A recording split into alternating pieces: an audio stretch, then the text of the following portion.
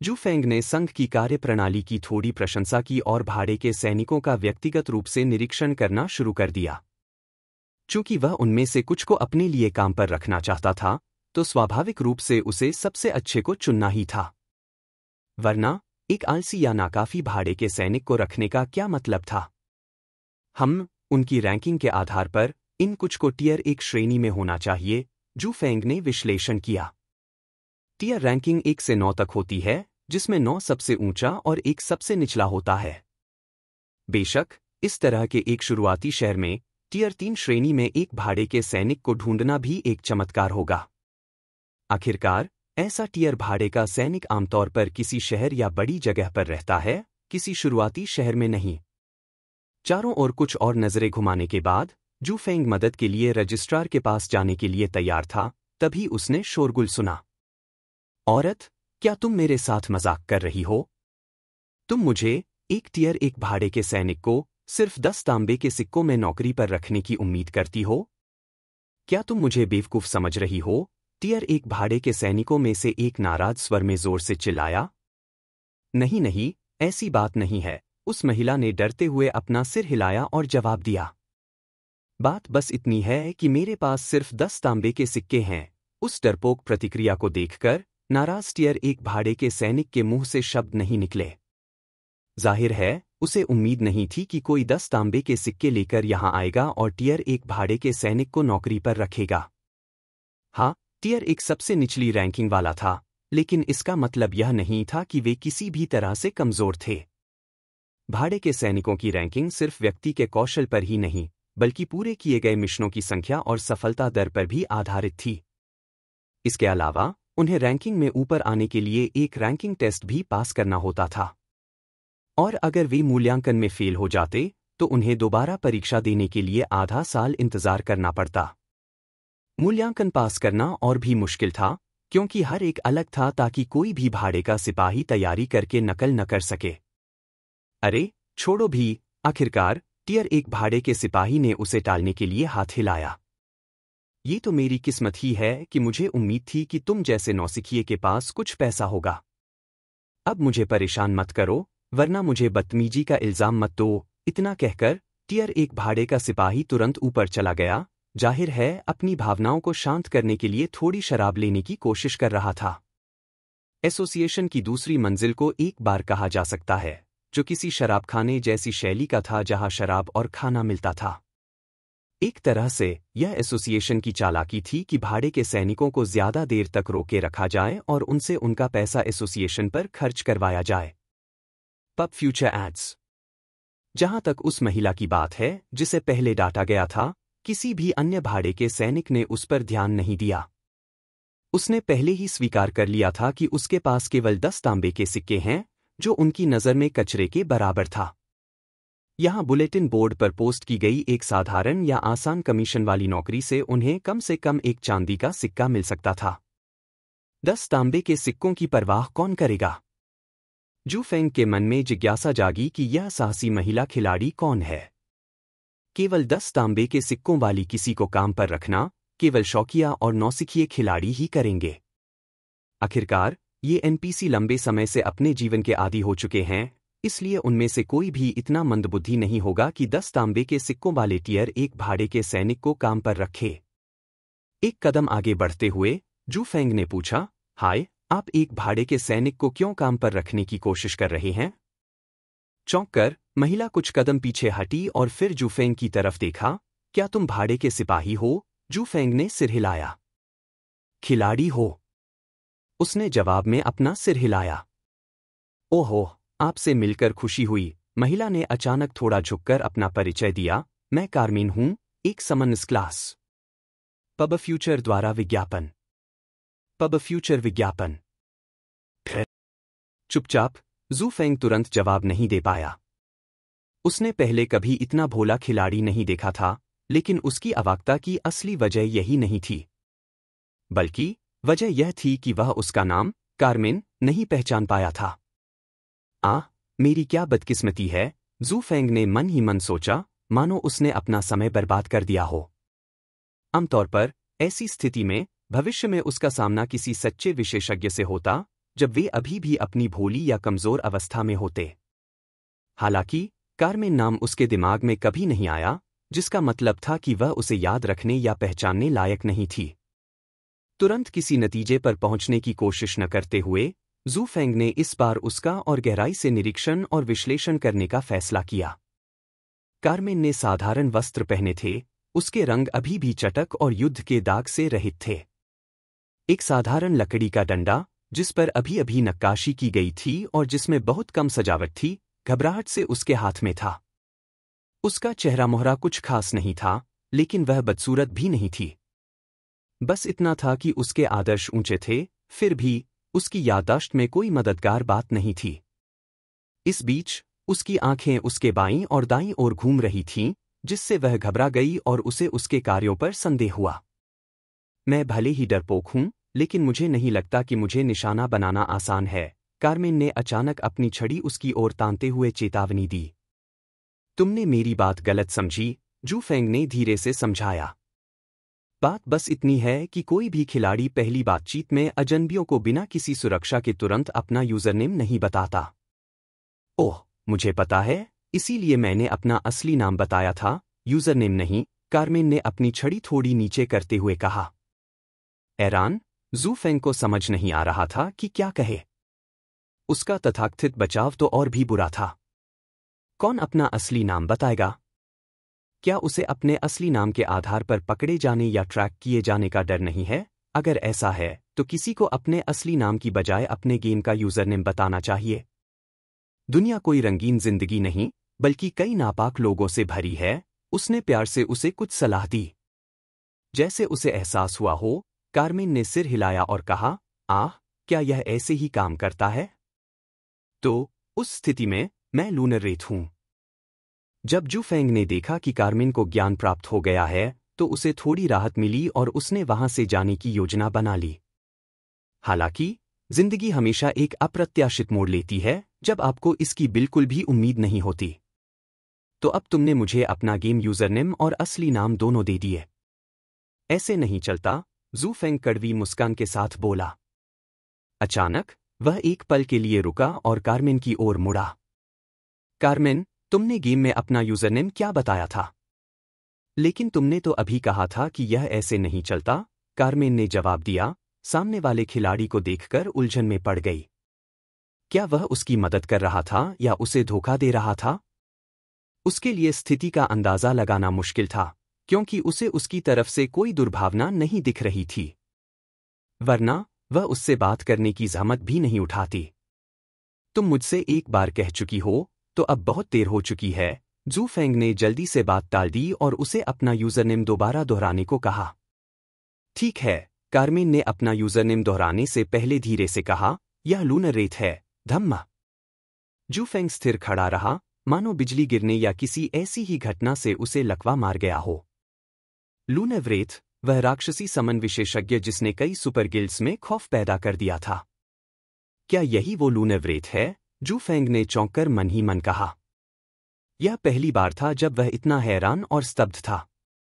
और भी आश्चर्यजनक बात यह थी कि रिवरवुड टाउन में उसकी मुलाकात लूनर रेत से हुई।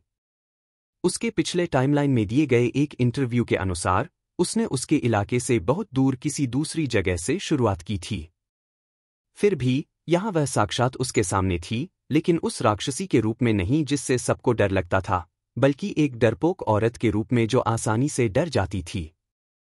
इस प्रकार का विरोधाभास बहुत बड़ा था। ठीक है, इंटरव्यू में लूनर रेत का असली नाम कार्मेन जरूर लिखा था, लेकिन जब वो विस्तार से बता रही थी कि उसने कितने एक्सपर्ट्स से लड़ाई की, तो भला कौन इसकी परवाह करेगा? क्या मेरे यूजरनेम में कुछ गड़बड़ है? कार्मेन ने घबराहट से पूछा, उसके हाथ थोड़े कांप रहे थे। अरे नहीं, कुछ गड़बड़ नहीं है, जू फेंग ने धीरे से हंसते हुए हाथ हिलाया, मैं लिन फेंग हूं, और मेरे ज्यादातर दोस्त मुझे बस फेंग ही कहते हैं। तो लिन फेंग? बस फेंग ही काफी है। F Feng. कार्मेन ने सिर हिलाया। खैर, चलो ऊपर चलते हैं और अपनी बातचीत जारी रखते हैं, कार्मेन, जू फेंग ने सुझाव दिया। इस बीच, हम एक दूसरे को दोस्त बना सकते हैं और देख सकते हैं कि क्या मैं तुम्हारे मामलों में तुम्हारी मदद कर सकता हूं। शेख ही नहीं बघार रहा हूं, पर मैं तो इसमें माहिर हूं। हालांकि वह हताश नहीं दिखना चाहता था, पर अपनी खुशी छिपाना मुश्किल था। एक प्रामाणिक विशेषज्ञ को अपने पक्ष में शामिल करने की संभावना मात्र ही कम से कम उत्साहवर्धक थी। कौन नहीं चाहता कि उनके समूह में कोई विशेषज्ञ हो? कोई बेवकूफ या बड़ा विदूषक ही किसी ऐसे भावी विशेषज्ञ को बाहर निकालेगा जो उनके लिए आसमान और समुद्र को उलट-पुलट कर सकता है। बेचारी कार्मेन को कुछ भी शक नहीं हुआ और कुछ सेकंड बाद मान गई। जैसे ही वे सीढ़ियां चढ़े और एक मेज पर बैठे, जू फेंग ने धीरे से पूछा, क्या तुम्हें कुछ खाने का मन है? मुझे शक है कि तुम ठीक से आराम भी कर पा रही हो क्योंकि तुम एक भाड़े के सिपाही को किराए पर लेने में व्यस्त थीं। हालांकि कार्मेन ने जवाब में अपना सिर हिला दिया। जू फेंग ने आश्चर्य से भौहें चढ़ाई। फिर उसने पूछा, तुम्हें भूख नहीं लगी है? ऐसी बात नहीं है। मेरे पास खाना खरीदने के लिए पैसे ही नहीं हैं। कार्मेन शर्मिंदगी से मुस्कुराई। उसे भाड़े के सिपाही से मिली डांट साफ याद आ रही थी। चूंकि उसने अभी अभी दिव्य दुनिया शुरू की थी, उसके पास सिर्फ शुरुआती 10 तांबे के सिक्के थे। वह पैसे कमाना भी नहीं जानती थी, क्योंकि जिन एनपीसी से उसने बातचीत की, उनमें से ज्यादातर ने मना कर दिया या उसके लिए कोई मिशन ही नहीं था। जंगल में राक्षसों का शिकार करने के मामले में उसका हाल और भी बुरा था। वह अनुभवहीन थी और उसे इस बात की आदत नहीं थी कि राक्षस उकसाए जाने पर बहुत चालाक और आक्रामक हो जाए। आखिरकार एक निचले दर्जे के राक्षस को मारने की कोशिश में वह 3 बार मर गई, फिर हार मान ली। मैं एक समनर हूं, लेकिन मुझे नहीं पता कि इन हुनरों का सही इस्तेमाल कैसे किया जाता है। शुरुआत में मुझे टीमों और गिल्डों से कुछ निमंत्रण मिले थे, लेकिन ज्यादातर नेक इरादों से भरे नहीं थे, इसलिए मैंने कई को अस्वीकार कर दिया। और जिन कुछ नेक इरादों से मुझे मना किया गया, मेरी खेल समझ और तालमेल की कमी को जानने के बाद उन्होंने मुझे बाहर निकाल दिया। कार्मेन ने धीरे से अपनी परेशानी बताई। उसे समझ ही नहीं आ रहा था कि उसने ऐसा क्यों किया। आमतौर पर वह संयमित और थोड़ी सतर्क रहती थी, खासकर उन लोगों से जिन्हें वह भाप लेती थी कि उनके उसके प्रति बुरे इरादे हैं। इसे स्त्री का अंतर्ज्ञान या छठी इंद्रिय कह सकते हैं। यहाँ कोई उपयुक्त टीम या संघ ढूंढना वाकई मुश्किल है, जू फेंग ने सौहार्दपूर्ण ढंग से मुस्कुराते हुए कहा। खैर, मैंने ही तो यहाँ आने को कहा था, तो यह तय है कि यह मेरा ही होगा। आप बेझिझक अपनी पसंद का कोई भी खाना मंगवा सकते हैं। उत्साहित होने के बजाय कार्मेन ने चिंता के भाव बनाए रखे। जब हम अभी अभी मिले थे, तब तुम मेरे साथ इतना अच्छा व्यवहार क्यों कर रहे हो? उसने संदेह से पूछा। मान लीजिए कि तुमने मुझे अनाथालय में मेरी एक छोटी बहन की याद दिला दी, जू फेंग ने सीधे मुंह से झूठ बोलते हुए जवाब दिया। छोटी बहन? अरे, जब वह अनाथालय में था, तो वह बिल्कुल अकेला था, किसी से बात करने वाला नहीं था। यहां तक पहुंचने के लिए उसे खुद ही सब कुछ करना पड़ा। तुम मुझसे पैसे वापस नहीं मांगोगे? कार्मेन ने सावधानी से पूछा, लेकिन उसकी लार ने उसकी असली सोच को पहले ही उजागर कर दिया था। क्या तुम चाहती हो कि मैं एक कॉन्ट्रैक्ट तैयार करूं? जू फेंग ने चिढ़ाते हुए कहा और उसके लिए एक कॉन्ट्रैक्ट तैयार करने को तैयार हो गया। नहीं नहीं, कार्मेन ने जल्दी से अपना सिर हिलाया और वह खाना चुनने लगी जो वह खाना चाहती थी। आश्चर्य की बात नहीं कि उसने मेन्यू में से कुछ मिठाई और हल्का खाना चुना, जिसकी कीमत 7 तांबे के सिक्कों से कम नहीं थी। जू फेंग के लिए यह कीमत स्वाभाविक रूप से कुछ भी नहीं थी, लेकिन जिसके पास कुल 10 तांबे के सिक्कों की बचत थी, उसके लिए यह बहुत ज्यादा थी। ओह प्यारी कार्मेन, मैं तुमसे खाने का बदला कैसे ले सकता हूं? तुम इस समय मेरी सबसे बड़ी दौलत हो। जू फेंग मुस्कुराया और उनकी तरफ से खाना ऑर्डर करने लगा। वे अपने भोजन के आने का इंतजार कर रहे थे, तो जू फेंग ने कार्मेन से सफलतापूर्वक मित्रता कर ली और उसे अपनी मित्र सूची में जोड़ लिया। अब झाओ काई के अलावा जू फेंग की मित्र सूची में एक भावी विशेषज्ञ भी था। उन्हें यह जानकर खुशी हुई कि वे यहाँ लूनर रेत से मुठभेड़ करने में सफल रहे। ओह काई, अच्छा हुआ कि तुमने मुझे पहले ही देर कर दी, वरना मैं इस सुनहरे हंस से चूक जाता। जू फेंग ने मन ही मन सोचा। उसकी अभिव्यक्ति ऊपर से सौहार्दपूर्ण बनी रही। कुछ देर बाद इधर उधर की थोड़ी बहुत बातचीत के बाद जू फेंग आखिरकार विषय पर आ गया। वैसे भी आप भाड़े का सिपाही क्यों रखने की कोशिश कर रहे थे? उसने शांति से पूछा। कार्मेन ने चुपचाप संदेह भरी नजरों से शू फेंग को घूरा। क्या मैं तुम्हारे सवाल का जवाब दूं, फेंग? अरे, तुम ऐसा क्यों पूछ रहे हो? पब फ्यूचर द्वारा विज्ञापन। पब फ्यूचर विज्ञापन। अच्छा, तुमने मुझे पहले ही कहा था कि ज्यादा जानकारी न बताओ क्योंकि खिलाड़ी हमारे प्रतिद्वंदी हैं। हाँ, यह सच है, लेकिन मैं तुम्हारा प्रतिद्वंदी नहीं हूं, जू फेंग ने खांसते हुए सुधारा। हम यहां इसलिए बैठे हैं क्योंकि मैंने तुम्हें परेशान देखा था और तुम्हारी थोड़ी मदद करने का फैसला किया। बेशक, जब मुझे तुम्हारी जरूरत होगी तो तुम भी मेरी मदद करोगे। सच कहूं तो जू फेंग उसकी मदद के बदले में कुछ नहीं चाहता था जब तक वह उसके करीब आ सकता था। हालांकि ऐसा न कहने से वह संदिग्ध लगेगा, जो वह नहीं चाहता था। जू फेंग का जवाब सुनकर कार्मिन को यह बात समझ में आई। सच में, यह बहुत अजीब होगा अगर जू फेंग उसकी मदद के बदले में कुछ न चाहे। जब तक यह मेरी क्षमता के भीतर है और अति नहीं है, मैं एहसान वापस करने की पूरी कोशिश करूंगी, कार्मिन ने कहा। उसके चेहरे पर एक दृढ़ अभिव्यक्ति झलक रही थी। एक पल बाद उसने अपनी स्थिति समझानी शुरू की। पहले मैंने बताया था कि कैसे मेरी कमियों के बारे में जानने के बाद कोई भी मेरे साथ पार्टी नहीं करना चाहता था। इसलिए मैंने शहर की लाइब्रेरी में जाकर खुद को शिक्षित करने का फैसला किया। कार्मिन ने धीरे से अपने होंठ काटे। इस बीच शू फेंग ने बस सिर हिलाया, चुप रही और एक अच्छी श्रोता बनी रही। जब मैं वहां थी, मेरी मुलाकात एक लाइब्रेरियन से हुई और उसने मुझे बताया कि मैं अपनी कक्षा को आगे बढ़ा सकती हूं, बशर्ते मैं उसे कुछ दुर्लभ सामग्री दे सकूं। और मुझे लगता है कि ये दुर्लभ सामग्री शक्तिशाली राक्षसों द्वारा गिराई जाती हैं, या ऐसे राक्षसों द्वारा जिन्हें आप आमतौर पर संभाल नहीं सकते। शू फेंग ने उसकी बात पूरी करने में मदद की, यह देखकर कि उसे थोड़ा समय लग रहा था। जहां तक कार्मिन की बात है, उसके चेहरे पर आश्चर्य के भाव थे। तुम्हें इसके बारे में कैसे पता चला? ऐसा इसलिए क्योंकि दिव्य दुनिया के लाइब्रेरियन आधे धोखेबाज और आधे असली होते हैं। शू फेंग यह बात जोर से कहना चाहती थी, लेकिन ऐसा करने से खुद को रोक लिया। कई अवसरों पर खिलाड़ियों को धोखाधड़ी करने वाले लाइब्रेरियनों का सामना करना पड़ता है और अंत में उन्हें कुछ भी हाथ नहीं लगता। हालांकि जो लोग बहुत भाग्यशाली होते थे, उन्हें ऐसे लाइब्रेरियन मिलते थे जो अपनी बात पर खरे उतरते थे और अंततः उन्हें फलदायी लाभ मिलता था। अच्छे और बुरे में फर्क करना? दुर्भाग्य से इस मामले में वह भी असहाय था क्योंकि इन लाइब्रेरियन की पहचान करना बहुत मुश्किल होता है। फिर भी इसका मतलब यह नहीं था कि उसे अच्छे लाइब्रेरियन के बारे में कोई जानकारी नहीं थी, क्योंकि उस समय उसके पास नामों से जुड़ी कुछ गोपनीय जानकारी थी। क्या उस लाइब्रेरियन ने तुम्हें कभी अपना नाम बताया? जू फेंग ने पूछा। पब फ्यूचर द्वारा विज्ञापन। पब फ्यूचर विज्ञापन। उसने नहीं किया, लेकिन सिस्टम प्रॉम्प्ट पर उसका नाम ग्रिसेल्डा दिखा, कार्मिन ने जवाब दिया।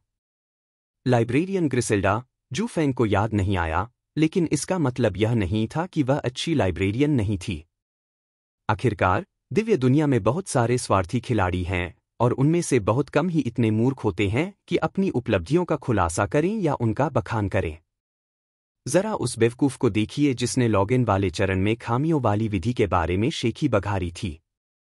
क्या उस बेवकूफ शेखी बघारने की वजह से जू फेंग ने इसका फायदा नहीं उठाया और अपने लिए फायदा नहीं उठाया?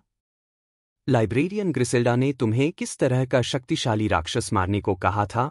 जू फेंग ने थोड़े सहज स्वर में पूछा। कार्मिन के व्यवहार को देखते हुए उसे शक था कि वह अभी लेवल 3 तक भी पहुंची होगी। तो वह किस तरह का शक्तिशाली राक्षस हो सकता है? क्या वे उन पायराइट ड्रेक्स से भी अधिक भयंकर हो सकते हैं जिनसे उसने लड़ाई लड़ी थी?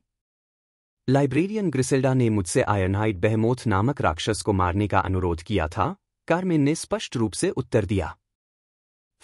जू फेंग का गला लगभग उसकी लार से ही घुट गया जब उसने सुना कि किस प्रकार के राक्षस को मारने के लिए उससे अनुरोध किया गया था। आयरनहाइड बेहेमोथ एक लेवल 13 का राक्षस था जो खतरे के क्षेत्र में रहता था। इसे और स्पष्ट रूप से दर्शाने के लिए, जू फेंग जिन पायराइट ड्रेक्स से लड़े, वे केवल लेवल 4 से 7 के आसपास थे और उनका नेता सबसे ऊंचा स्तर का था।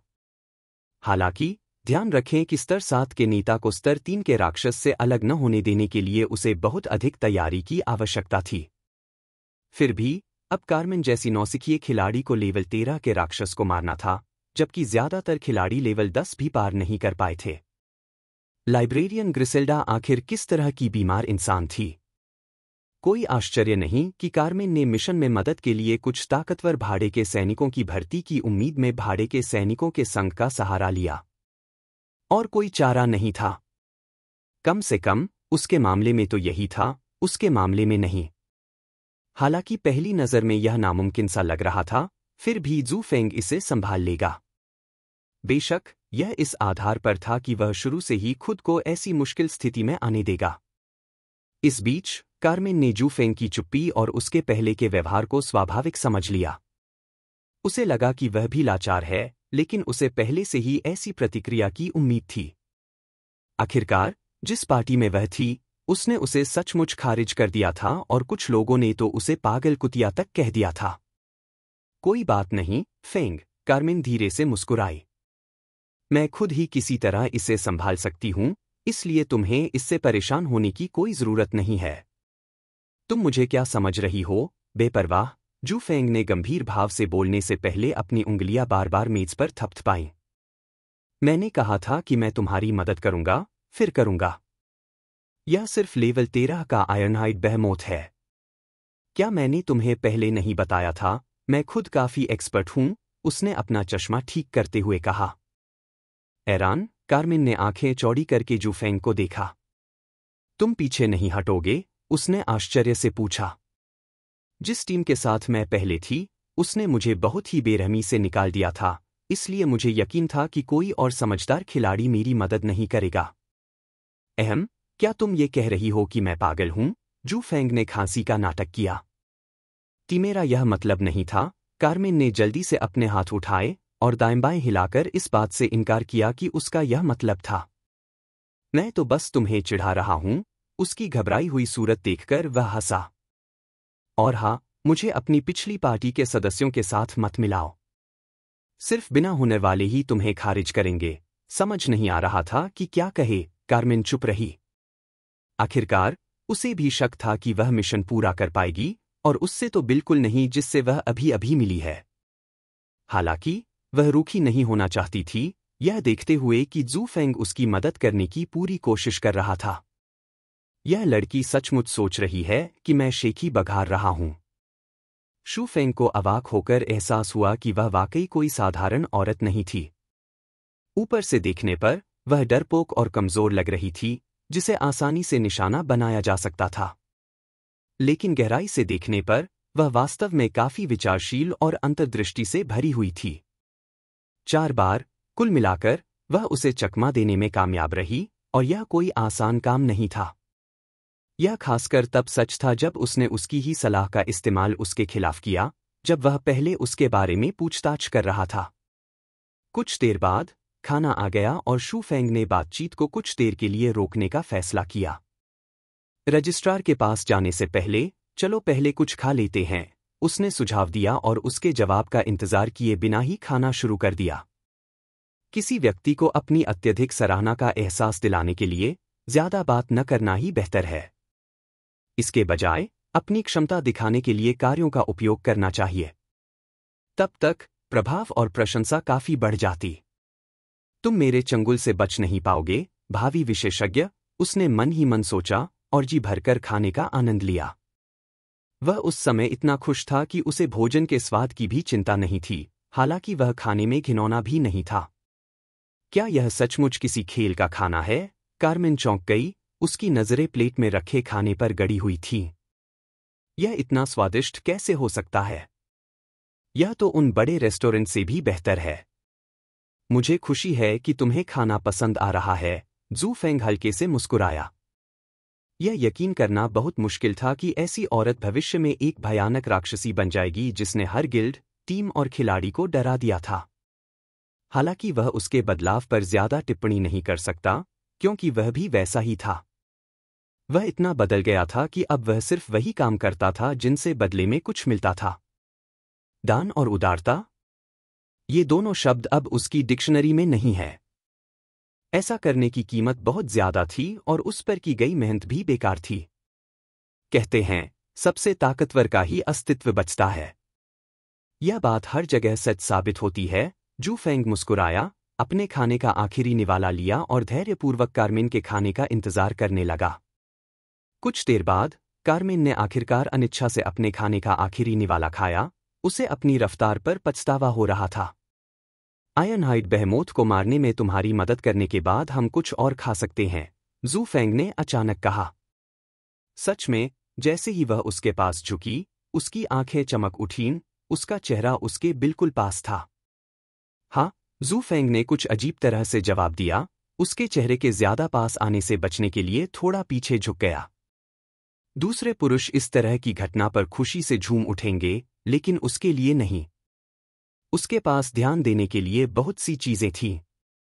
और तो और, उसकी मानसिकता इस समय रेखा में उसकी वर्तमान उम्र से अलग थी।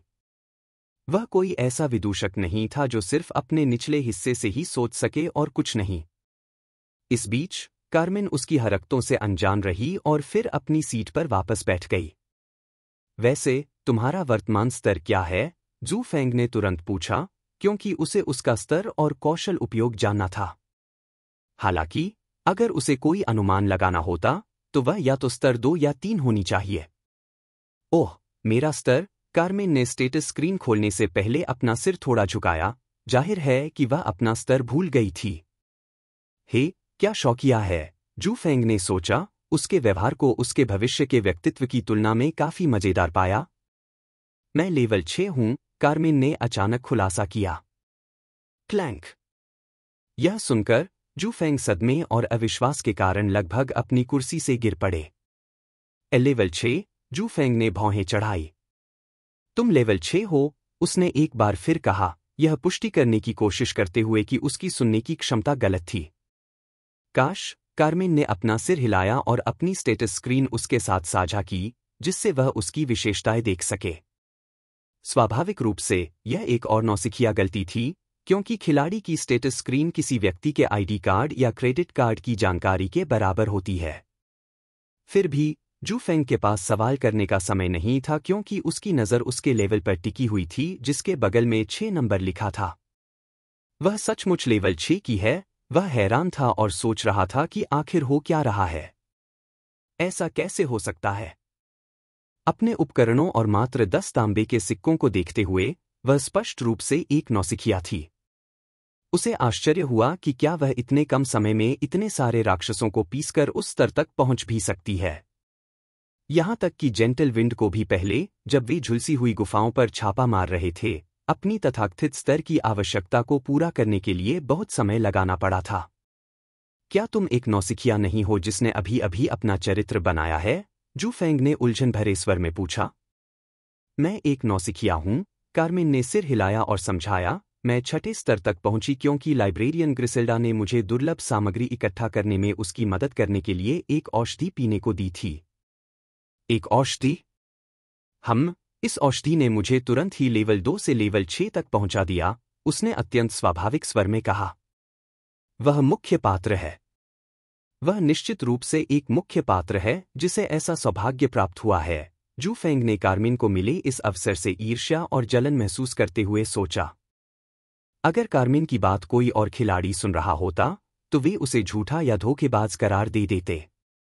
आखिरकार, उन्हें यकीन ही नहीं हो रहा था कि एक औषधि किसी खिलाड़ी का स्तर 4 अंक बढ़ाकर 2 से 6 कर देगी। हालांकि, यह केवल अज्ञानी खिलाड़ियों के लिए था और जू फेंग पर लागू नहीं होता। वह बहुत अच्छी तरह से जानता था कि कार्मिन ने किस प्रकार की औषधि पी थी जिससे उसका स्तर इतना बढ़ गया था। उसके पास दुर्लभ एक्सपी पोशन था और कम से कम 10 लाख से अधिक एक्सपी पॉइंट्स वाला एक पोशन था, जू फेंग मन ही मन चिल्लाया। पुनर्जन्म के बाद यह पहली बार था कि उसे किसी से इतनी ईर्ष्या और जलन महसूस हुई।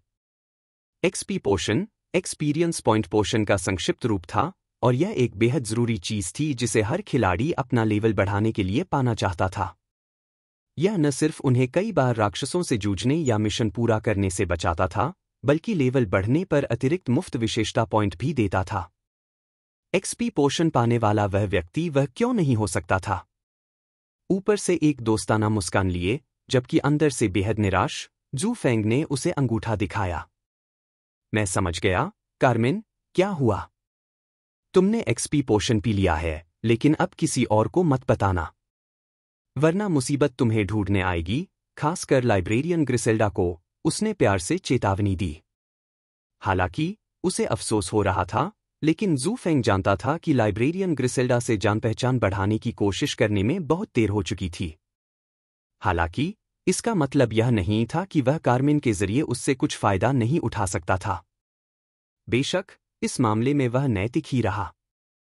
अगर लूनर रेत की बजाय कोई और होता तो जू फेंग खुशी खुशी उनसे यह मौका छीन लेता। अफसोस, वह किसी भावी विशेषज्ञ को अपना दुश्मन नहीं बनाना चाहता था। और हाँ, उसका मुख्य लक्ष्य उसे अपनी तरफ करना था।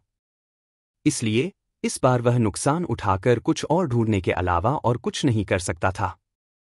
अब समझ में आया, उसके असली विचारों से अनजान कार्मिन ने उसकी दयालु सलाह मान ली और मन ही मन सोचा, तो ईश्वरीय दुनिया में हमें ज्यादातर जानकारी दूसरों से छिपानी चाहिए।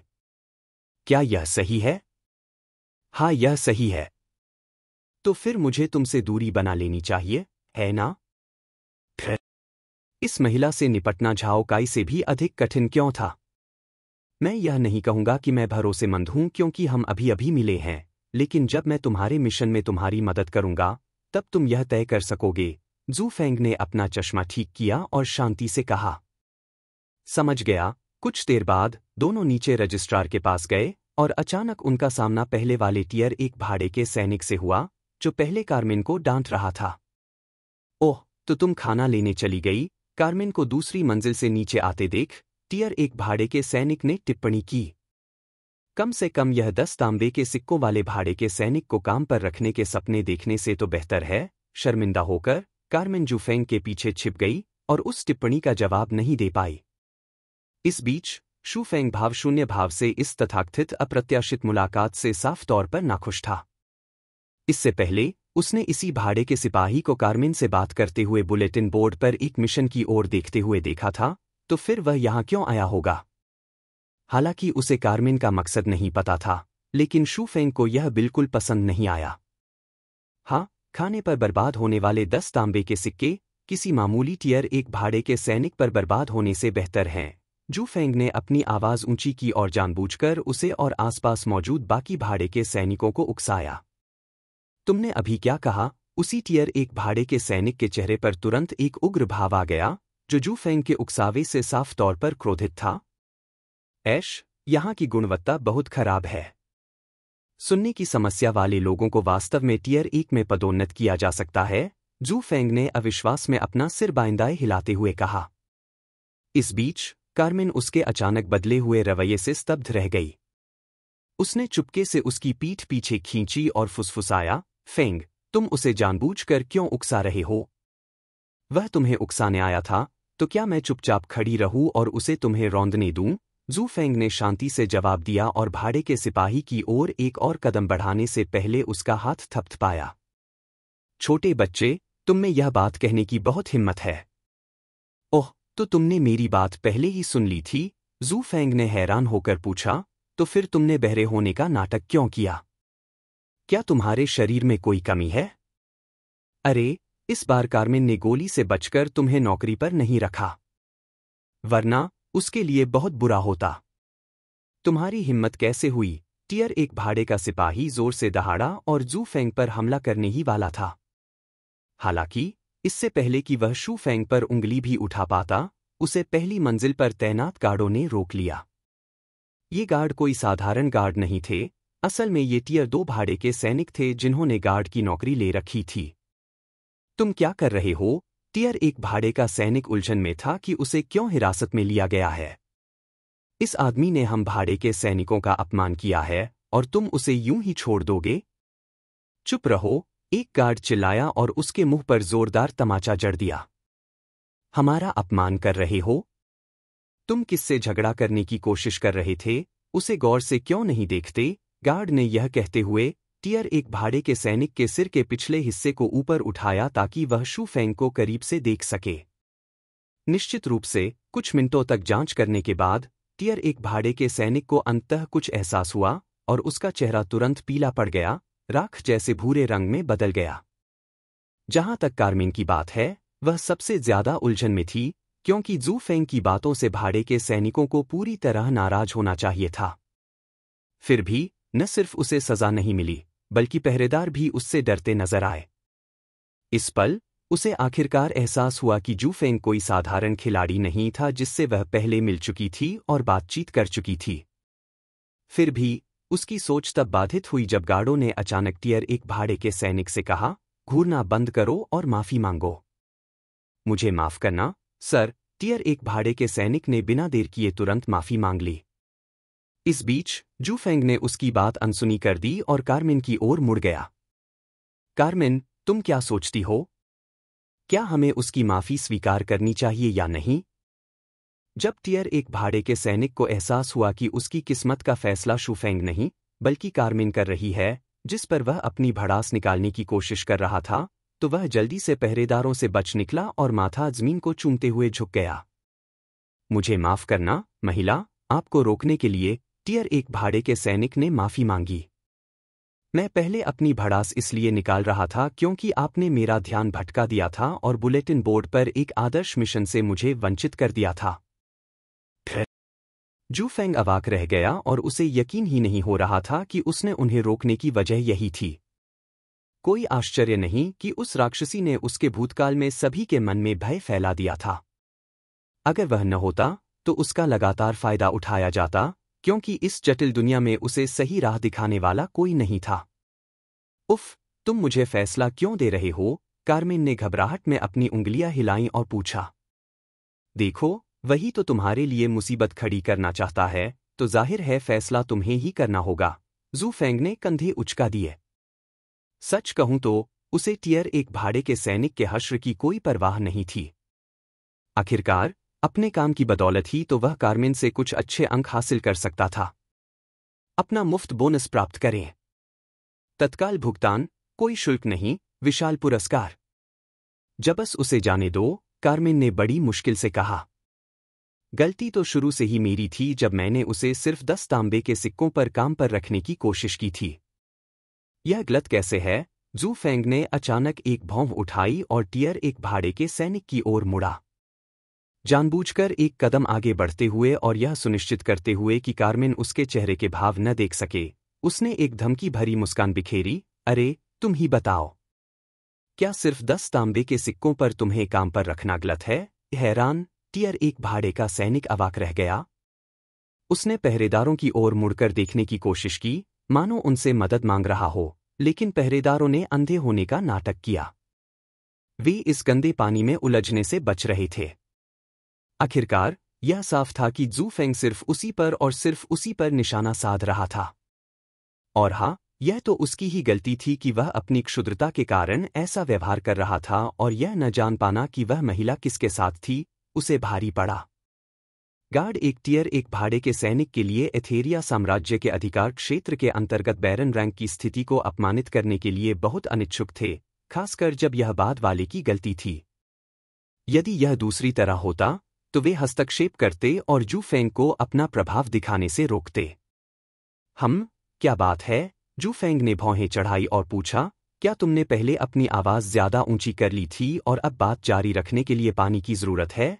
कड़वी मुस्कान के साथ टियर एक भाड़े के सैनिक ने अपना सिर हिलाया। नहीं, ज्यादा नहीं है। यह कहते ही पहरेदार लगभग जोर से हंस पड़े, लेकिन फिर अपनी आवाज दबा ली। भाड़े के सैनिक कभी कभी घमंड से काम लेने के लिए जाने जाते हैं, लेकिन इतनी बुरी तरह से नाकाम होना पहली बार था। वाह, तो तुम्हारा नाम क्या है? जू फेंग ने खुशी से अपने हाथ जोड़े और अपने उग्र भाव को वापस लेते हुए सामान्य और शांत भाव में लौट आए। मैं यह जेफ है, टियर एक भाड़े के सैनिक ने जवाब दिया तथा बताया कि उसका नाम जेफ है।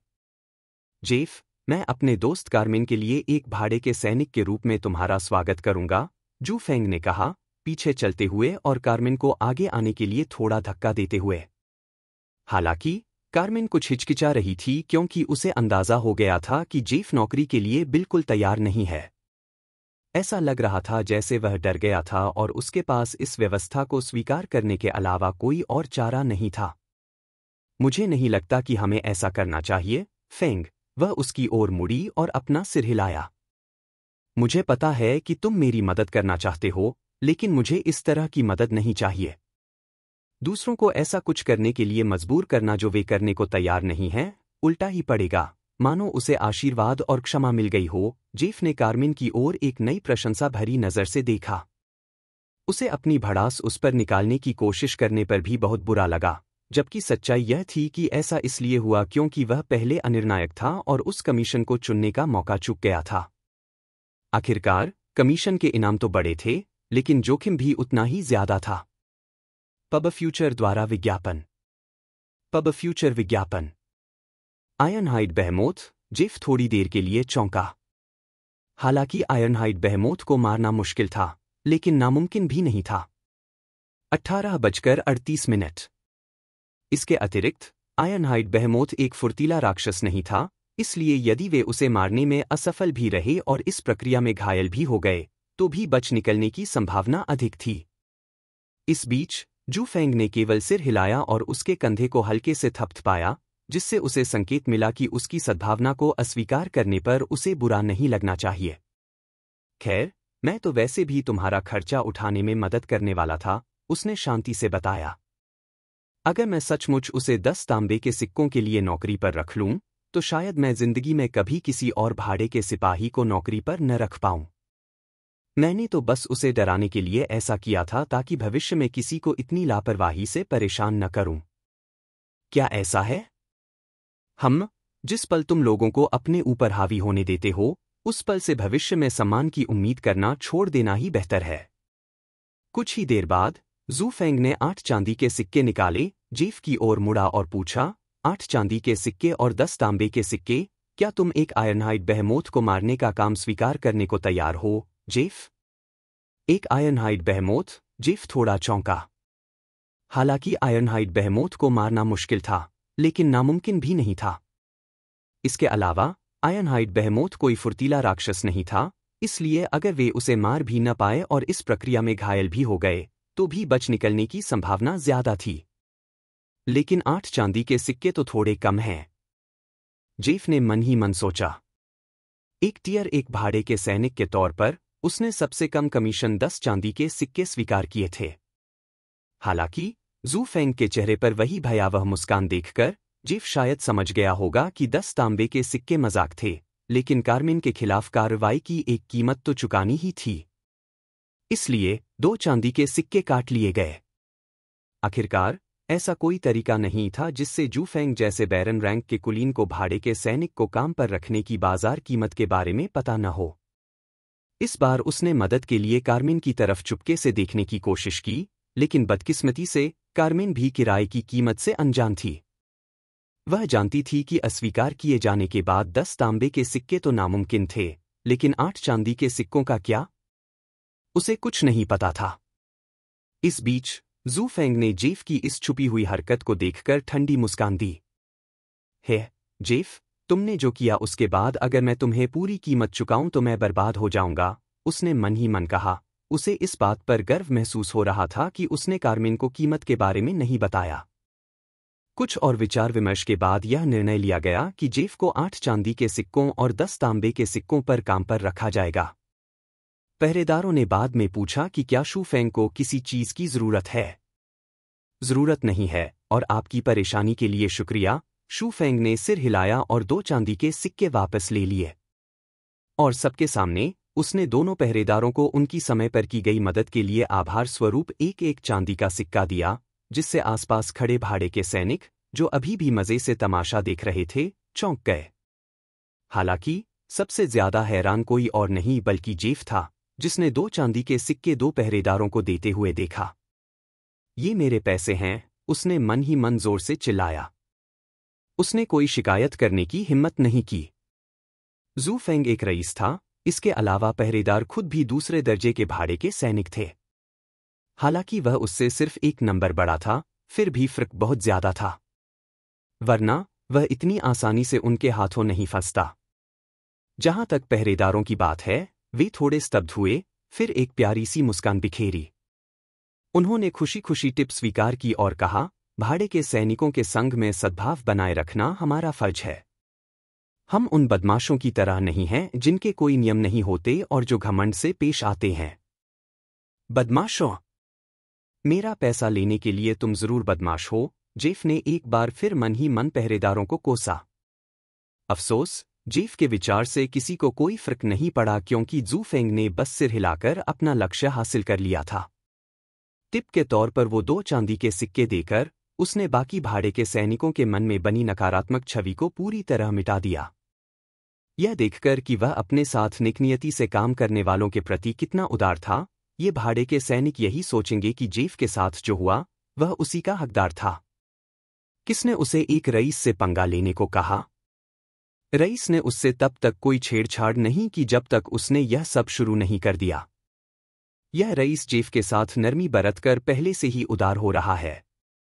वास्तव में, यदि कोई अन्य महान व्यक्ति होता तो मुझे आश्चर्य होता यदि उसे कम से कम 1 सप्ताह के लिए जेल न भेजा जाता। सहमत हूं, जेफ का भाग्य बहुत अच्छा है। 18:39। जब भाड़े के सैनिक आपस में गपशप कर रहे थे तो उनमें से कुछ की बातें कारमिन ने सुन ली और वह सदमे में हांफने लगी। यह तुम एक रईस हो, फेंग? उसने आश्चर्य से शू फेंग की ओर देखा। हाँ, शू फेंग ने सपाट लहजे में जवाब दिया, अपनी रईसी की हैसियत को अब और छिपाने की जहमत नहीं उठाई। पहले तो वह बात छिपा सकता था, लेकिन अब जब इस हंगामे ने काफी ध्यान आकर्षित कर लिया था। और तो और, ये बड़बोले भाड़े के सिपाही कभी अपना मुंह बंद नहीं रख सकते, इसलिए वह बस मान ही सकता था। कोई आश्चर्य नहीं कि जेफ और पहरेदारों ने सम्मानपूर्वक व्यवहार किया, कारमिन ने बुदबुदाया, आखिरकार स्थिति को पूरी तरह समझ लिया। जहां तक जेफ की बात है, तो कारमिन के आश्चर्य को देखकर उसे सबसे ज्यादा दुख हुआ। तो उसे पता ही नहीं था कि वह एक रईस से परिचित है, वह मन ही मन रोया। सच में, शायद इसी को लोग कर्म कहते हैं। जेफ अपनी बदकिस्मती पर कुढ़ता रहा, तभी जू फेंग ने कारमिन की ओर मुड़कर पूछा, क्या तुम अब भी कुछ और भाड़े के सैनिक रखना चाहती हो? उनकी राय में, सिर्फ एक टियर 1 भाड़े का सैनिक उसकी मदद के लिए काफी नहीं था। बेशक, वह बस समग्र स्थिति के बारे में सोच रहा था। एक टियर 1 भाड़े का सैनिक तकनीकी रूप से 15 से 30 के स्तर के बीच होता है और उसके पास कई कौशल अनलॉक होते हैं। यह स्तर 13 के आयरनहाइड बेहमोथ से निपटने के लिए काफी था, लेकिन शू फेंग के लिए नहीं, जो पूर्णता चाहता था। जेफ के बारे में शू फेंग के अनुमान के आधार पर उसने तय किया कि जेफ एक स्तर 27 का बरसरकर होना चाहिए या कम से कम उसके आसपास, हालांकि उसके पास कमजोर गियर्स होने चाहिए। इसके बावजूद, जब शू फेंग ने पूछा कि क्या कारमिन अभी भी कुछ और भाड़े के सैनिकों को नियुक्त करना चाहती है, तो जेफ को अपमानित महसूस हुआ। उसके प्रश्न पर गहराई से विचार करने पर शू फेंग का आशय था कि उसका कौशल आयरनहाइड बेहमोथ को हराने के लिए मुश्किल से ही पर्याप्त था। जेफ के लिए सौभाग्य की बात यह थी कि जब उसने कारमिन का जवाब सुना तो उसे राहत महसूस हुई। मुझे लगता है कि जेफ अकेले ही काफी है, कारमिन ने और अधिक लोगों को नौकरी पर रखने से इनकार करते हुए कहा। ठीक है, मैं अकेला ही तुम्हारी मदद के लिए काफी हूं, गर्व से भरकर जेफ ने अपनी ठुड्डी ऊपर उठाई। हालांकि, यह सिर्फ कुछ सेकंड के लिए ही रहा क्योंकि कारमिन के अगले वाक्य ने उसे लगभग जमीन पर गिरा ही दिया। तुमने पहले ही 8 चांदी के सिक्के ढक दिए हैं। मैं तुम्हें और पैसे नहीं दे सकता। चूंकि तुम जानते हो कि मैं एक रईस हूं, तो तुम्हें पता होना चाहिए कि मेरे पास कुछ पैसे हैं। 2-3 और भाड़े के सैनिकों को काम पर रखना कोई समस्या नहीं है। फिर भी, मैं तुम्हें और परेशान नहीं कर सकती, फेंग। कारमिन ने सिर हिलाया और उसकी सद्भावना को अस्वीकार कर दिया। उसकी जिद देखकर जू फेंग लाचार हो गया। अगर तुम और लोगों को काम पर नहीं रखना चाहती, तो क्या मैं तुम्हारी मदद के लिए तुम्हारे साथ चल सकता हूं? हालांकि वह अपने मन में चल रही कुछ योजनाओं को एक बार फिर टाल देगा, लेकिन वह उनके बीच के रिश्ते को मजबूत करना चाहता है। मानो वह किसी भावी विशेषज्ञ को इतनी आसानी से अपने चंगुल से निकलने देने को तैयार हो। एक भावी विशेषज्ञ बनाम उसकी कुछ योजनाओं के बीच फैसला लेना काफी आसान था। एक ऐसी योजना जो आगे चलकर उसके लिए चीजें आसान कर दे, फिर भी उतनी फायदेमंद नहीं थी जितनी कि एक निश्चित भावी विशेषज्ञ का होना जो पूरे दिल से उसकी मदद करे। इस तरह का निवेश हर पैसे और हर परेशानी के लायक था। क्या यह तुम्हारे लिए परेशानी का सबब होगा? कारमिन ने बाद में पूछा। स्वाभाविक रूप से उसे शू फेंग जैसे और लोगों की मदद पाकर खुशी होगी, लेकिन जब उसे पता चला कि ज्यादातर खिलाड़ी अभी भी संघर्ष कर रहे थे, तब भी उसका रुतबा काफी ऊंचा था। वह अब उसे और नहीं रोकना चाहती थी, खासकर अब जब उस पर उसके 8 चांदी के सिक्के बकाया थे जिनसे उसने किराए का खर्चा पूरा किया था। उसने भले ही पैसे लौटाने के बारे में कुछ न कहा हो, लेकिन चीजों को हल्के में लेना उसका सिद्धांत नहीं था। इस बीच शू फेंग ने अपनी कलाई पर बंधी एक काल्पनिक घड़ी को देखने का नाटक किया। अभी समय जल्दी है और मैंने कुछ भी योजना नहीं बनाई है। एक सुंदरी के सफर में साथ चलना वाकई ज्यादा फायदेमंद था। शू फेंग ने अपनी ठुड्डी रगड़ी और कहा, अगर तुम नहीं चाहती कि मैं तुम्हारे साथ चलूं, तो मैं बस हार मान सकता हूं और जेफ पर भरोसा कर सकता हूं कि वह तुम्हारी अच्छी तरह से मदद करेगा। छी, कार्मेन अपनी हंसी को दबाना चाहती थी, लेकिन यह इतनी मजेदार थी कि हंसी रोक पाना मुश्किल था। वह कैसे नहीं समझ सकती थी कि वह उसे चिढ़ा रहा था। जू फेंग अपने चतुर और आकर्षक संवादों से कार्मेन को हंसाने में सफल रहे। उनकी हंसी पूरे लॉबी में गूंज रही थी, जो उनकी प्राकृतिक सुंदरता को उजागर कर रही थी। जब कार्मेन इतनी सहजता से हंसी तो जेफ उसकी खूबसूरती से मंत्रमुग्ध हो गया। जू फेंग की बात करें तो वह अप्रभावित रहा और बस एक शरारती मुस्कान लिए रहा। जब वह सहज और चिंतामुक्त हुई तो उसकी खूबसूरती और भी निखर कर सामने आई। खैर, बस इतना ही था और जू फेंग का एक पल की वासना के लिए कुछ भी खतरे में डालने का कोई इरादा नहीं था।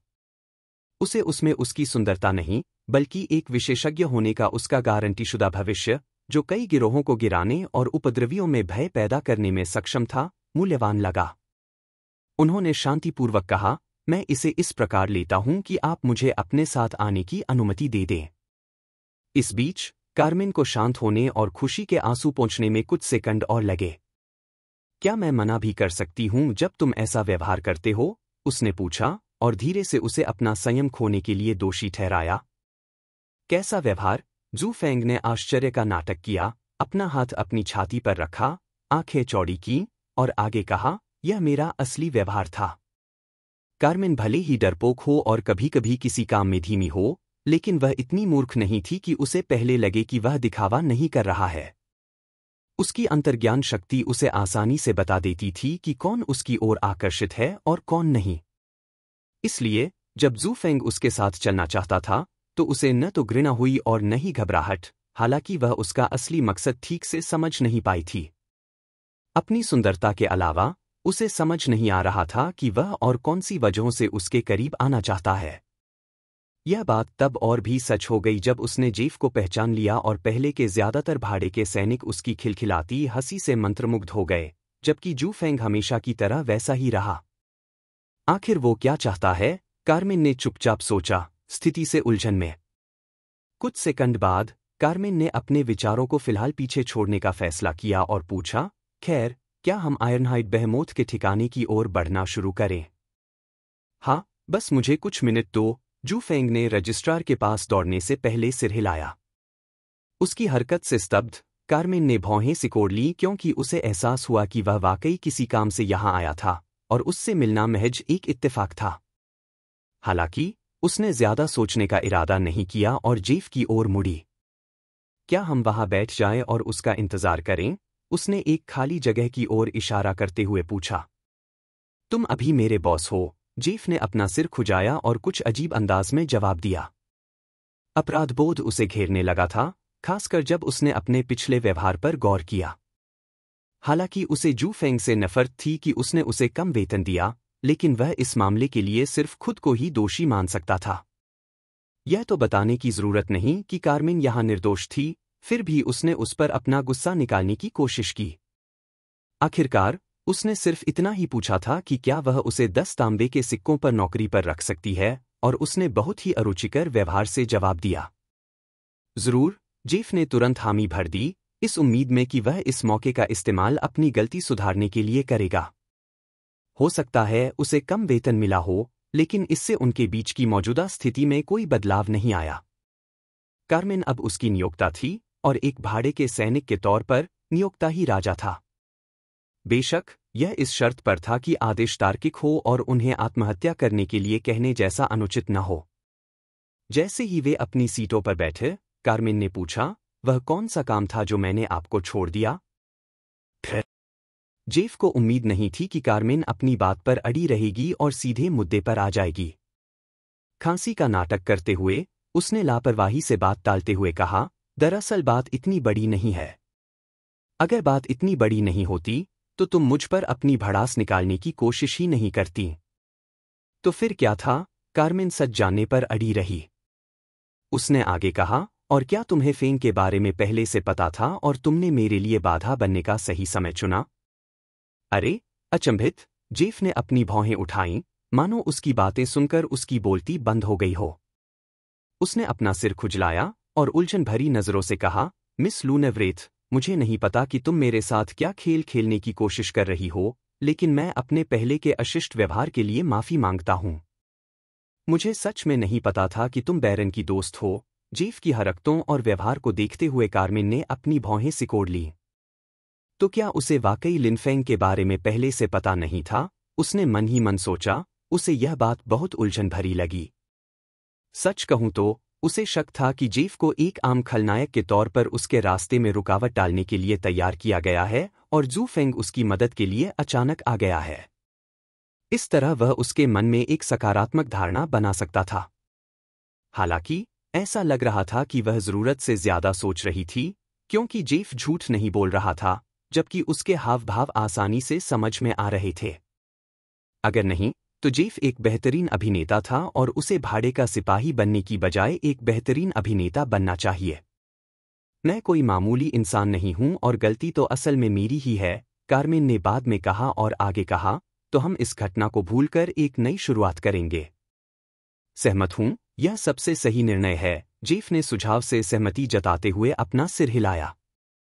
इस घटना को अभी सुलझा लेना ही बेहतर था, बजाय इसके कि इसे और बढ़ने दिया जाए और बाद में उनके आपसी सहयोग को बर्बाद कर दिया जाए। और तो और, जू फेंग द्वारा सिखाए गए कठोर सबक के बाद उसने पहले ही सारी नाराजगी छोड़ दी थी। एक रईस के खिलाफ एक भाड़े का सिपाही? यह कैसा मजाक था?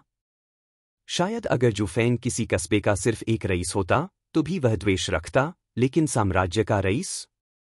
अगर उसके दिमाग में कोई पेंच न हो तो वह इसे भूल जाता और खुश होता कि कोई सजा नहीं हुई।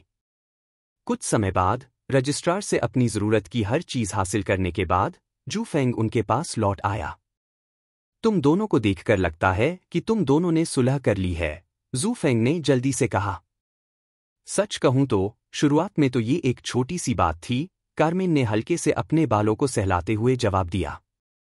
बस तुमने इसे इतना बड़ा बना दिया कि सबका ध्यान अपनी ओर खींच लिया। कार्मेन की असामयिक और निर्लज्ज टिप्पणियों से जू फेंग एक बार फिर अवाक रह गए। उसने अपना मुंह थोड़ा सा हिलाया और उसे घूरते हुए कहा, पहले तुम काफी घबराई हुई थीं, लेकिन अब तुम ज्यादा सहज हो रही हो। कार्मेन ने सिर हिलाया, इस बात से इनकार नहीं किया। मैं अनजान लोगों के सामने और नए माहौल में अक्सर घबरा जाती हूं। अपने आसपास की नई चीजों के साथ तालमेल बिठाना मुश्किल होता है। यह सुनकर जू फेंग को एहसास हुआ कि उसे इस मामले को यहीं छोड़ देना चाहिए और उसने उसकी शरारती टिप्पणी को नजरअंदाज कर दिया।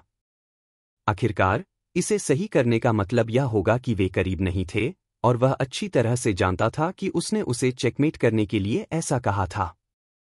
यहां तक कि एक मूर्ख भी यह बता सकता था कि वह उसके करीब आना चाहता था, लेकिन उसके लिए अज्ञात कारण था। फिर भी उसके बयान से यह स्पष्ट हो गया कि वह उसके इरादों को समझती है और ऐसा करने को तैयार है। मैंने कितना गलत फैसला किया? जू फेंग ने इस गलत फैसले के लिए खुद को दोषी ठहराया। कार्मेन बिल्कुल भी मासूम और भोली भाली नहीं थी, बल्कि नई चीजों के मामले में वह बस घबरा जाती थी, लेकिन एक बार जब वह उनसे परिचित हो गई तो वह पिंजरे से बाहर निकली चिड़िया की तरह हो गई।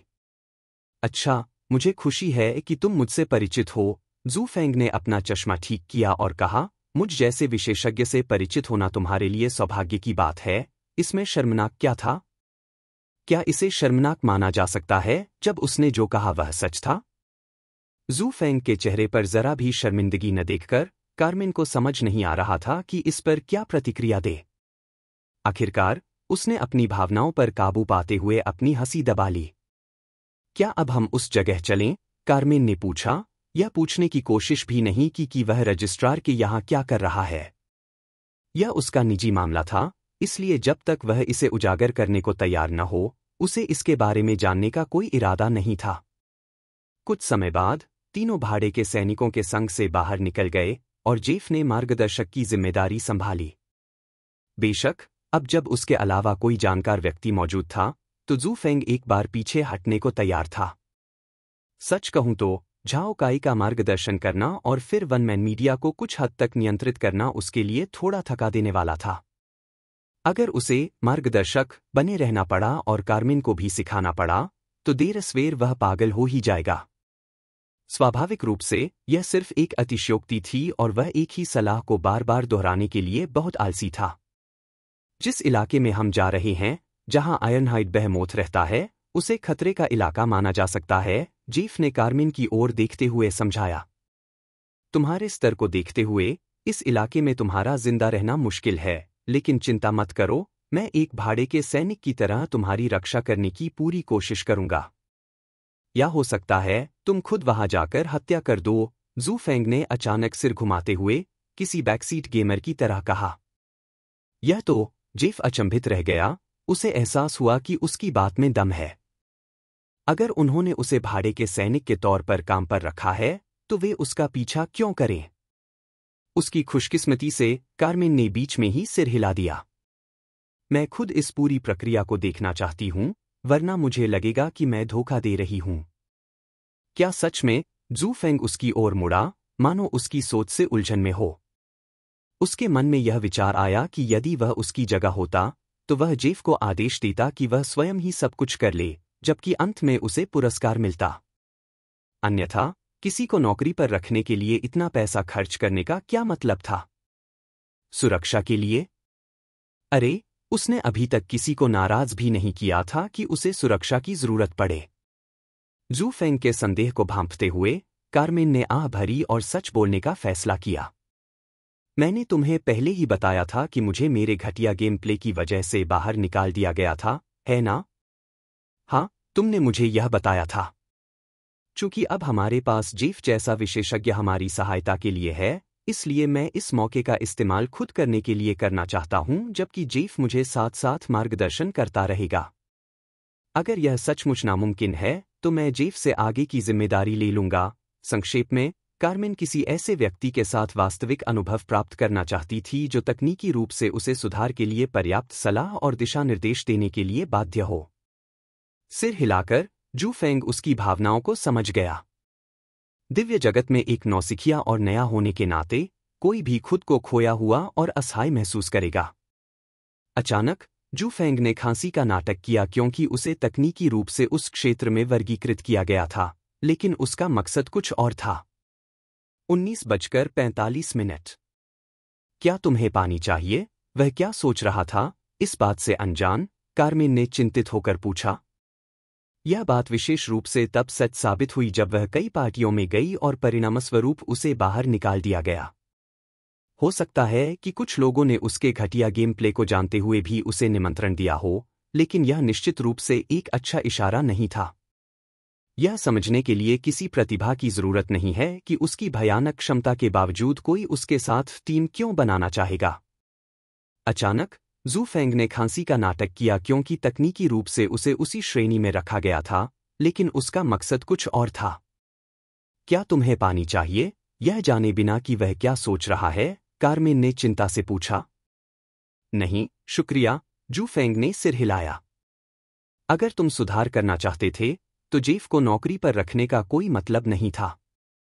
तुम्हारे पास पहले से ही एक विशेषज्ञ है और वह मैं हूं। जू फेंग की बात सुनकर जेफ को अपमानित महसूस हुआ। हालांकि जब उसने जू फेंग की तीखी निगाहों को अपनी ओर देखा तो वह चुप हो गया। इस बीच कार्मिन ने कुछ देर तक खामोश भाव से जू फेंग को देखा। कुछ सेकंड बाद उसने पूछा, क्या तुम सच में मेरे रूप से मंत्रमुग्ध नहीं हो? नहीं, मुझे तुम्हारी क्षमता में ज्यादा दिलचस्पी है और मैं चाहता हूं कि जब मैं निकट भविष्य में अपना गिल्ड बनाऊं तो तुम उसमें शामिल हो जाओ। जू फेंग ने ईमानदार होने और गलतफहमी दूर करने का फैसला किया। वह बहुत ज्यादा शक्की था और उसने पहले ही इस बात के संकेत देख लिए थे कि वह लगातार उस पर शक कर रही है। उसे ज्यादा सोचने और किसी बेहद गलत नतीजे पर पहुंचने देने के बजाय वह साफ साफ बताना चाहता था। मेरी क्षमता स्तब्ध और उलझन में पड़ी कार्मिन को इस स्पष्टीकरण पर यकीन करना और भी मुश्किल लगा।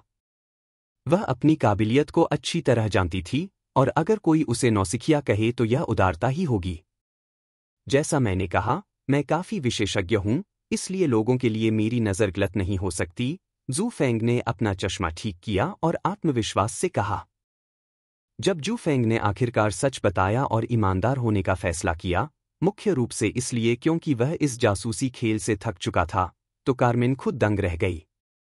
किसी कारण से वह महसूस कर सकती थी कि उसके शब्द वास्तविक थे, लेकिन यही बात उसे भ्रमित कर रही थी। एक बार भी उसने वास्तव में विशेषज्ञ होने की कोई क्षमता प्रदर्शित नहीं की थी, लेकिन जू फेंग को अपने आप से अधिक उस पर भरोसा था। यह कैसे संभव हुआ? क्या वह कोई भविष्यवक्ता है और मेरे भविष्य के बारे में जानता है? कार्मिन ने मन ही मन सोचा और फिर जल्दी से इस विचार को टाल दिया। पैगंबर। हाँ, यह ज्यादातर दूसरों को धोखा देने और उन्हें वह जानने देने का एक घोटाला था जो वे जानना चाहते थे। कुछ क्षण अपने आप को संभालने के बाद उसने गंभीर भाव से पूछा, क्या आप मुझे अपने भावी संघ में भर्ती करने का प्रयास कर रहे हैं? और क्या यह किसी अन्य नापाक इरादे से तो नहीं है?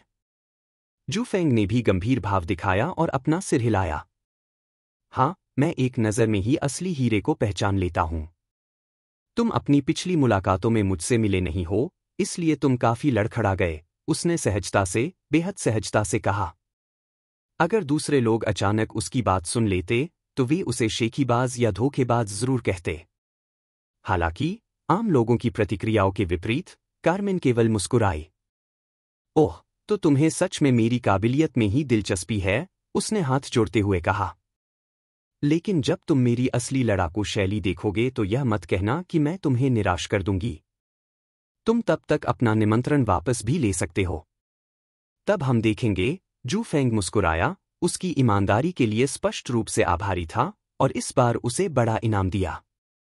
यदि उसने झूठ बोलना जारी रखने का निर्णय लिया होता, तो संभवतः उसका अंत हो चुका होता, या कम से कम उसके लिए उससे बातचीत करना कष्टकारी हो चुका होता। इस बीच जेफ बहुत नाराज दिखे जब ये दोनों उनकी उपस्थिति की परवाह किए बिना बातचीत में समय बिता रहे थे। क्या तुम दोनों बातें करते रहोगे और रात होने तक इंतजार करोगे? जेफ ने पूछा। ऐसा लग रहा था कि वह उनके रवैये से चिढ़ रहा था। चलो, हम उसके पीछे चलते हुए बातें जारी रखें, कार्मिन, जू फेंग ने धीरे से हंसते हुए सुझाव दिया। जेफ को जलन हो रही है कि तुम मुझ पर ध्यान दे रहे हो, उस पर नहीं, लेकिन 10 तांबे के सिक्कों की किश्त ठुकराने के लिए उसे सजा दो। अगर मैं होता, तो मैं खुशी खुशी इसे तुरंत स्वीकार कर लेता, उसने जेफ पर तंज कसते हुए कहा। किसने उसे इतना असभ्य होने के लिए कहा था कि वह अपने दबाव को रोक दे? कार्मिन को भविष्य में उसके द्वारा बनाए जाने वाले संघ में उसके साथ अनुबंध पर हस्ताक्षर करने के लिए राजी कर ले, जब सही समय आएगा। क्या तुम सचमुच ऐसा करोगे? कार्मिन ने पूछा, उसकी आंखों में उत्सुकता की एक झलक चमक उठी। नहीं, जू फेंग ने शांत भाव से कहा, और इससे पहले कि वह निराश हो जाए, उसने आगे कहा, मैं यह काम मुफ्त में करूंगा, बशर्ते आप भविष्य में मेरे गिल्ड सदस्य बनने के लिए सहमत हो। तुम्हें मुझ पर इतना भरोसा है? हाँ, और मैं तुम्हें चाहता हूं। कार्मिन उसकी प्रतिक्रिया सुनकर चौंक गई, और उसकी बोलती बंद हो गई। दूसरों को शायद लगा होगा कि वह उसे शरारती अंदाज में चाहता है, लेकिन वह जानती थी कि वह उसे अपने भावी संघ की सदस्य के रूप में चाहता है। मुझे लगने लगा है कि तुम्हें जेफ के साथ खिलवाड़ करने में मजा आ रहा है, कार्मिन ने सपाट टिप्पणी की। वह उसे चिढ़ाने का मौका नहीं देना चाहती थी। अच्छा, मेरी पोल खुल गई, जू फेंग ने कंधे उचका दिए। पर्दे के पीछे इतनी सारी साजिशें करने के बाद थोड़ा आराम करके बस यूं ही मजे करना वाकई सुकून देने वाला था। यह बात खासकर तब सच साबित हुई जब बातचीत कार्मिन से हुई, जो पहली नज़र में तो भोली भाली लगती थी, लेकिन असल में स्वभाव से काफी तीक्ष्ण थी। वह बिना किसी जोर दिए ही समझ जाती थी कि वह कब मजाक कर रहा है और कब गंभीर। अब तक केवल झाओ काई ही उसके साथ ऐसा करने में सक्षम था, लेकिन अब कार्मिन भी इस सूची में शामिल हो गया। कुछ समय बाद तीनों सड़क पार कर रहे थे और कार्मिन साफ रास्ता देखकर आश्चर्यचकित हो गई। उसने भौहें उठाईं और उलझन में दाएं बाएं देखने लगी। पहले वाले सारे खिलाड़ी कहाँ चले गए? इससे पहले जब वह लाइब्रेरी से बाहर निकली और मर्केनरी एसोसिएशन की ओर जाने का प्रयास किया तो सड़क खिलाड़ियों से भरी हुई थी, जिससे उसे काफी परेशानी हुई। लाइब्रेरी से एसोसिएशन तक पहुंचने में उसे केवल कुछ मिनट ही लगने थे, लेकिन परिणाम इससे कोसों दूर था। भीड़ भरे ट्रैफिक से निकलने में उसे पूरे 34 मिनट लग गए। और भी बुरा तो तब हुआ जब पीछे से कई खिलाड़ियों ने उसे धक्का दिया और वह लगभग अपना स्टॉप चुक गई। इस बीच जू फेंग बस मुस्कुराता रहा, इस मामले पर चुप रहा। हालांकि यह कोई खास राज नहीं था, बशर्ते कोई गेम फोरम खोलकर ताज़ा खबरें देख सके। वन मैन मीडिया के वीडियो की लोकप्रियता में जबरदस्त उछाल आया और इसे अब तक लगभग 10 लाख बार देखा जा चुका है। कई लोगों ने तो पोस्ट पर कमेंट भी किए और उनसे और भी ठिकाने बताने की मांग की। आखिरकार जिस स्थान पर वे छापा मारने गए थे वहां कोई दुर्लभ उपकरण नहीं गिरा था तथा विद्रोहियों द्वारा इस प्रक्रिया में कई लोग मारे गए थे, फिर भी वे असामान्य उपकरण प्राप्त करने में सफल रहे। मौजूदा दौर में असामान्य उपकरण मिलना पहले से ही कमाल का था। और हाँ, यह जोखिम उठाना भी वाजिब था क्योंकि उन्हें एहसास हुआ कि इन विद्रोहियों को मारने से उन्हें अपने शहर, जहां से उन्होंने शुरुआत की थी, के लिए एक प्रतिष्ठा मिलेगी। इसलिए अब कई खिलाड़ी अपना ध्यान ठिकाने पर छापा मारने की ओर लगा रहे थे। बेशक जू फेंग और कार्मिन जैसे उदासीन खिलाड़ी अपवाद थे। हमें पूर्व दिशा से बाहर निकलना होगा, लेकिन याद रखना कि मेरे आसपास ही रहना। उस तरफ खतरनाक राक्षस हैं, इसलिए सतर्क रहना ही बेहतर है, जेफ ने अचानक चेतावनी दी, मानो प्रासंगिक होने की कोशिश कर रहा हो। इसकी चिंता मत करो और बस हमारे लिए रास्ता बनाओ, जू फेंग ने शांति से जवाब दिया। अगर हम किसी तरह से उनसे घायल भी हो गए तो भी मैं कार्मिन को पूरी तरह से ठीक कर सकता हूं। आप एक चिकित्सक हैं? कार्मिन ने आश्चर्य से कहा। स्पष्ट रूप से उसे उम्मीद नहीं थी कि जू फेंग एक पादरी वर्ग का होगा।